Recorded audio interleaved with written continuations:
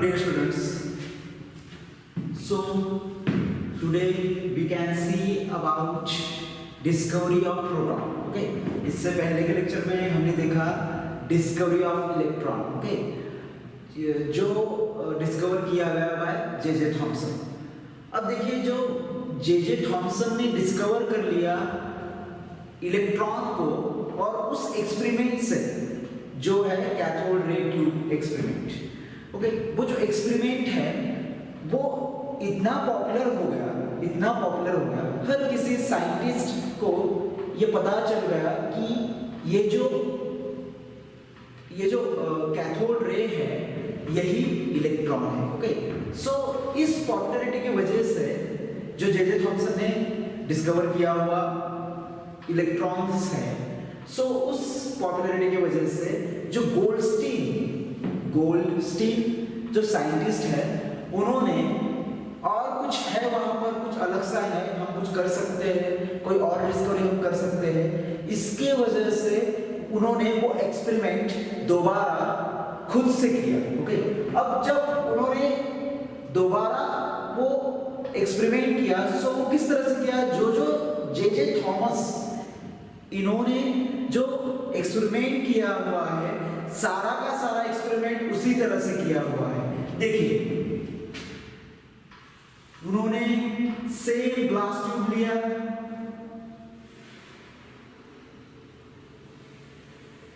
जो glass tube लिया हुआ था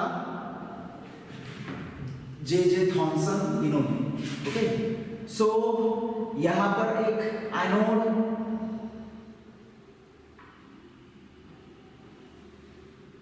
यहां पर एक कैथोड. ओके. ये एनोड अटैच हुआ हाई वोल्टेज बैटरी से और ये कैथोड अटैच हुआ अगेन हाई वोल्टेज बैटरी से.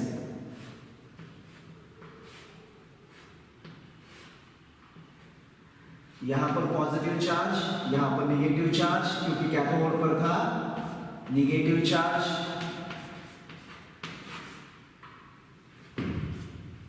और एनोड पर था पॉजिटिव चार्ज. ओके. कैथोड पर था नेगेटिव चार्ज, एनोड पर था पॉजिटिव चार्ज, ये है high voltage battery. Okay. Same जो एक्सपेरिमेंट है वो कंडक्ट किया गया बाय गोल्डस्टीन. अब जो गोल्डस्टीन साइंटिस्ट है उन्होंने जब ये जो एक्सपेरिमेंट है जो जे थॉमसन इन्होंने किया था, उन्होंने चेक किया कि कैथोड से लेकर एनोड तक कुछ तो ट्रैवल कर रहा है. जो जे थॉमसन इन्होंने कहा, जिन्हें उन्होंने नाम दिया कैथोड रे. ओके. और उनके जो सारे जो एक्सपेरिमेंट्स है अलग अलग एक्सपेरिमेंट्स, यानी कि पैडल, उन्होंने पैडल रखा बीच में, पैडल घूमने लगा, यानी कि कैथोड रे को एक मास है कुछ ना कुछ. ओके. और फिर उन पर इलेक्ट्रिक फील्ड अप्लाई कर दी. सो इलेक्ट्रॉन पर नेगेटिव चार्ज होने की वजह से जो इलेक्ट्रिक फील्ड है उनमें वो जो पार्टिकल्स है वो पॉजिटिव चार्ज प्लेट की तरफ अट्रैक्ट हो गए. मैग्नेटिक फील्ड अप्लाई कर दी. सो जो मैग्नेटिक फील्ड अप्लाई करने के बाद उन्होंने वहां पर देखा फ्लेमिंग लेफ्ट हैंड रूल वहां पर यूज हो रहा है, यानी कि परपेंडिकुलर डायरेक्शन में वो डिफ्लेक्ट हो रहा है कैथोड. ओके. अब ये सारे एक्सपेरिमेंट कर लिए, इनमें एक चीज थी जो बहुत जरूरी है, वो है plate, cathode plate and anode plate. Okay. अब जे थॉमसन जो है उन्होंने कहा ये जो प्लेट है कैथोड प्लेट, ये कैथोड प्लेट के मटेरियल पर, यानी ये जो मटेरियल है ये कैथोड रे पर कुछ भी अफेक्ट नहीं करेगा. ओके. कुछ भी अफेक्ट नहीं करेगा, यानी कि मटेरियल डिपेंडेंट नहीं है. उसी तरह से शेप, साइज, ज्योमेट्री ये भी जरूरी नहीं है क्योंकि वो भी कैथोड रे पर अफेक्ट नहीं करेगा. ओके.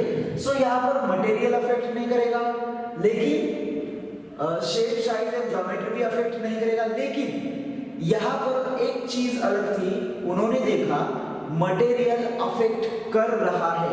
ओके. जो मटेरियल है वो अफेक्ट कर रहा है, यानी कि यहाँ पर ये जो कैथोड प्लेट है वो आखिर किस मेटल से बनी हुई है वो अफेक्ट कर रहा है वहां पर. ओके. सो उन्होंने क्या किया, उन्होंने देखा जो एल्यूमिनियम का प्लेट होता है, वो एल्यूमिनियम का जो प्लेट है, वो एल्यूमिनियम का प्लेट मिनिमम पोटेंशियल पर भी कैथोड रे डिटेक्ट कर रहा है। यानी कि अगर मिनिमम पोटेंशियल होगा, एल्यूमिनियम प्लेट होगा कैथोड प्लेट, सो वहां पर cathode ray easily, cathode rays के पार्टिकल्स इजीली डिटेक्ट कर पाएंगे। लेकिन अगर कोई और मेटल प्लेट लोगे तो वहां पर आपको हाई पोटेंशियल की जरूरत होगी। ओके, सो यहाँ पर मिनिमम पोटेंशियल पर भी अगर आप एल्यूमिनियम की प्लेट यूज करते हो, सो यहाँ पर आपको ये जो है कैथोड रे इजीली डिटेक्ट हो जाएंगे। सो उन्हें जो एल्यूमिनियम प्लेट की जरूरत थी, सो उन्होंने एल्यूमिनियम प्लेट ढूंढना स्टार्ट कर लिया घर पर। उन्होंने पूरा घर छान डाला, वहां पर उन्हें एल्यूमिनियम की प्लेट नहीं मिली। वो स्टोर रूम में भी गए, वहां पर भी उन्हें एल्यूमिनियम की प्लेट नहीं मिली। लेकिन जब वो वॉश बेसिन की तरफ आए और वहां पर उन्होंने देखा तो वॉश बेसिन के सेंटर में एक प्लेट होती है जहां से वाटर रिमूव हो जाता है और वो बना हुआ है एल्यूमिनियम मेटल से। ओके, अब वो जो प्लेट है वो है सर्कुलर।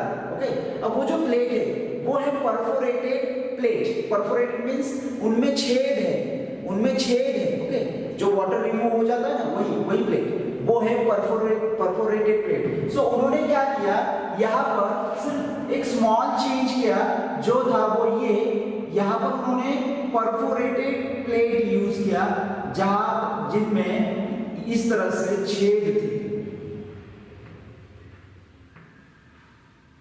ओके, इस तरह से छेद थे। सो वो प्लेट कैथोड प्लेट की जगह पर उन्होंने यूज कर लिया। ओके, अब यहां पर देखिए सेम ये एग्जॉस्ट पंप है,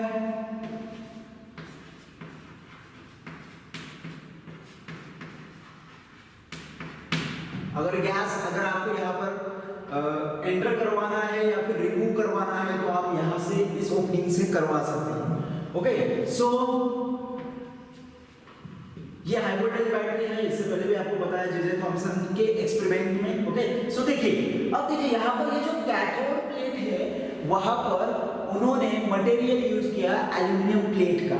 अब ये जो एल्यूमिनियम प्लेट था वो किस तरह से था, वो परफोरेटेड प्लेट था। यानी परफोरेटेड प्लेट यानी जिनमें छेद थे। ओके, उस तरह का प्लेट जो मैंने कहा ना आपको, वॉश बेसिन में जो सेंटर की तरफ जो प्लेट था परफोरेटेड प्लेट, वही उन्होंने यूज कर लिया घर पर। ओके, सो उन्होंने देखा इस परफोरेटेड प्लेट को जब लगा दिया और ये एक्सपेरिमेंट स्टार्ट कर लिया। ओके, अब ये एक्सपेरिमेंट स्टार्ट हो चुका है अकॉर्डिंग टू गोल्डस्टीन। सो उन्होंने देखा कि यहां से कुछ तो पार्टिकल्स यहां की तरफ आ रहे हैं जो यहां से लेकर यहां पर कंटिन्यूअसली इंपैक्ट हो रहे हैं, क्योंकि यहां पर सेम जिस तरह से जे थॉमसन इन्होंने फ्लोरोसेंट मटेरियल यूज किया था, गोल्डस्टीन इन्होंने भी यहां पर फ्लोरोसेंट मटेरियल यूज कर लिया। ओके, अब ये जो फ्लोरोसेंट मटेरियल था इस तरफ, यहां पर जब ये पार्टिकल्स एनोड से निकलकर कैथोड के छेद से निकलकर जब इस फ्लोरोसेंट मटेरियल पर आ रहे थे, तब वो मटेरियल ग्लो कर रहा था। इसका मतलब जिस तरह से कैथोड रे कैथोड इलेक्ट्रोड से लेकर एनोड इलेक्ट्रोड तक जा रहे थे, उसी तरह से एनोड प्लेट की तरफ से एनोड रे, जिसे उन्होंने नाम दिया एनोड रे, क्योंकि वो एनोड की तरफ से कैथोड की तरफ जा रहा था। एनोड रे जो स्ट्रेट लाइन में ट्रैवल कर रहा था, कैथोड रे की तरह स्ट्रेट लाइन में ट्रैवल कर रहा था, क्योंकि यहाँ से छेद जो है, इन प्लेट के छेदों से ये एनोड रे पास आउट हो रहे थे और इस फ्लोरोसेंट मटेरियल पर इंपैक्ट कर रहे थे। ओके, अब ये जब फ्लोरोसेंट मटेरियल पर इंपैक्ट हो रहे थे तब ये फ्लोरोसेंट मटेरियल ग्लो कर रहा था। इसका मतलब यहाँ से एनोड से लेकर कैथोड तक कुछ ना कुछ पार्टिकल्स ट्रैवल कर रहे हैं। ओके, अब ये जो पार्टिकल्स ट्रैवल कर रहे हैं वो स्ट्रेट लाइन में कर रहे हैं, क्योंकि इस छेदों से निकलकर ये एनोड रे यहाँ पर इस फ्लोरोसेंट मटेरियल पर इंपैक्ट कर रहे हैं। ओके, सो इस तरह से ये जो रेज है जो एनोड की तरफ से कैथोड की तरफ आ रहे हैं, उसे उन्होंने नाम दिया एनोड रे। ओके, उसी तरह से उन्होंने और एक नाम दिया उसे कैनन रे। अब कैनन रे क्यों दिया, क्योंकि नेक्स्ट एक्सपेरिमेंट में, ये एक्सपेरिमेंट मैंने देख लिया कर, फिर उन्होंने नेक्स्ट एक्सपेरिमेंट में यही जो चेंबर है उसे थोड़ा सा अलग कर लिया इस तरह से।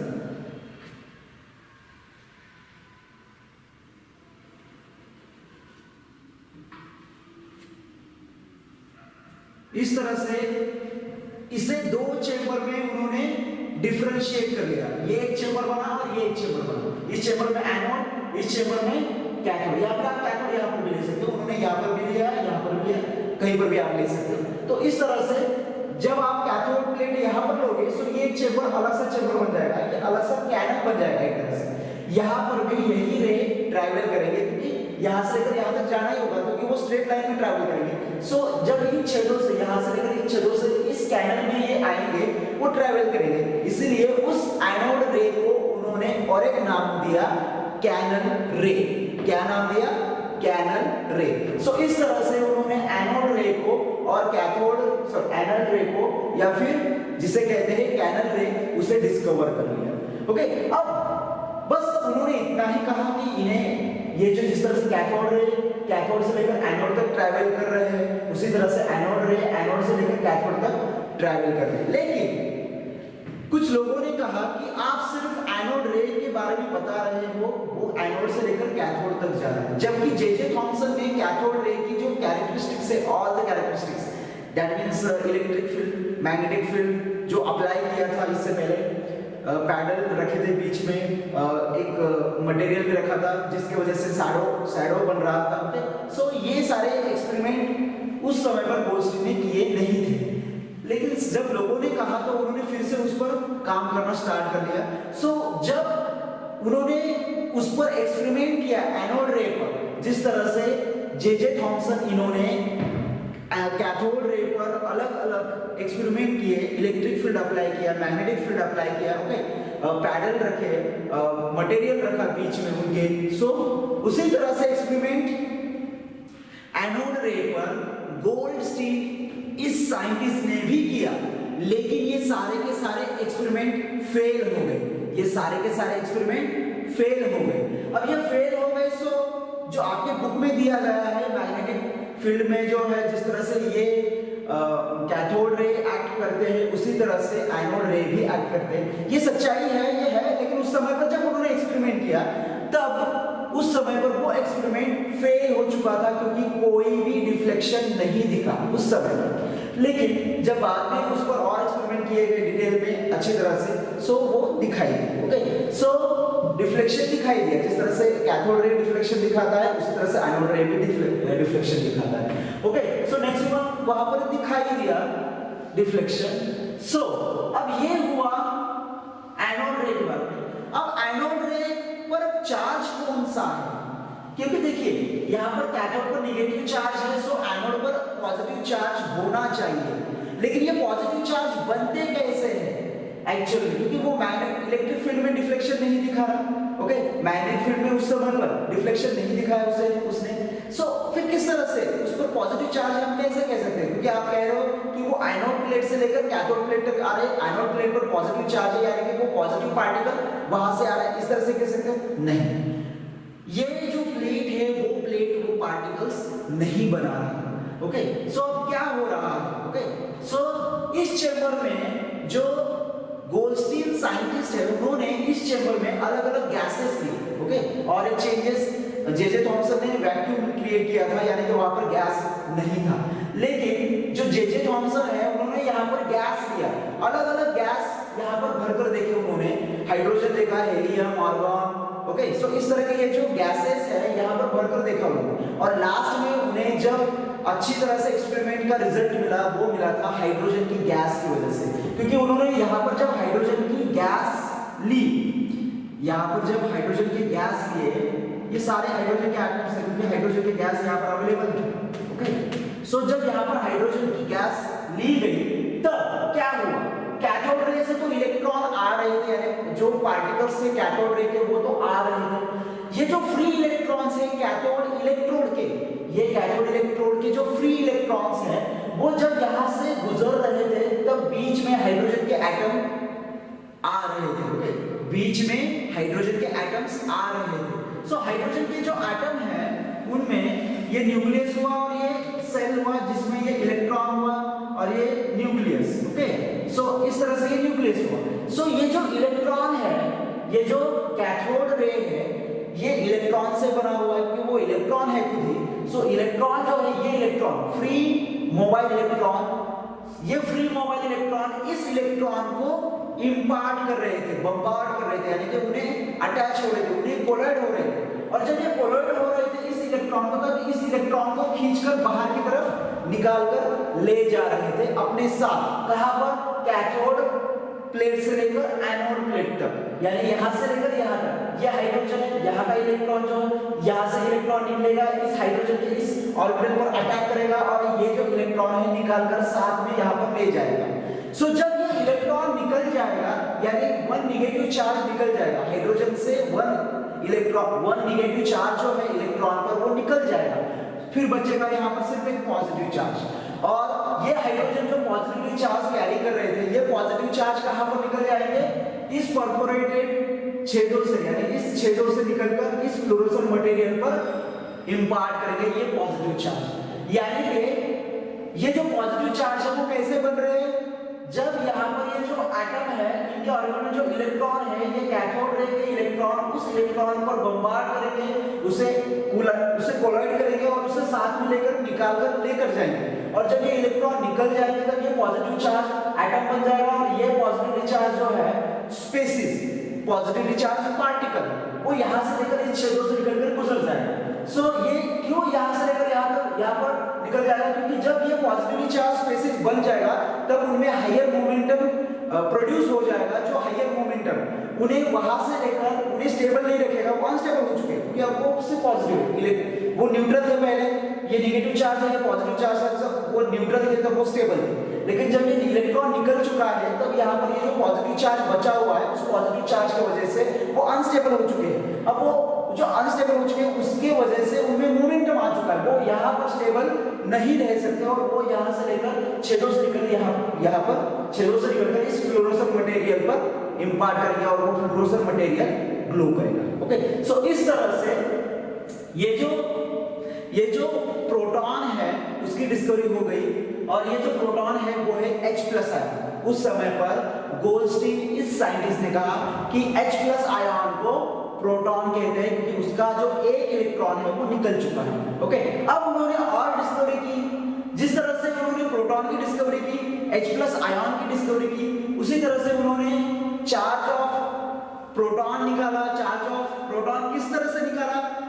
अब इलेक्ट्रॉन जो है, सर जे थॉमसन जो है, उन्होंने इलेक्ट्रॉन पर जो चार्ज है वो पहले ही बता दिया था, वो था -1.6 × 10⁻⁻19 कूलम।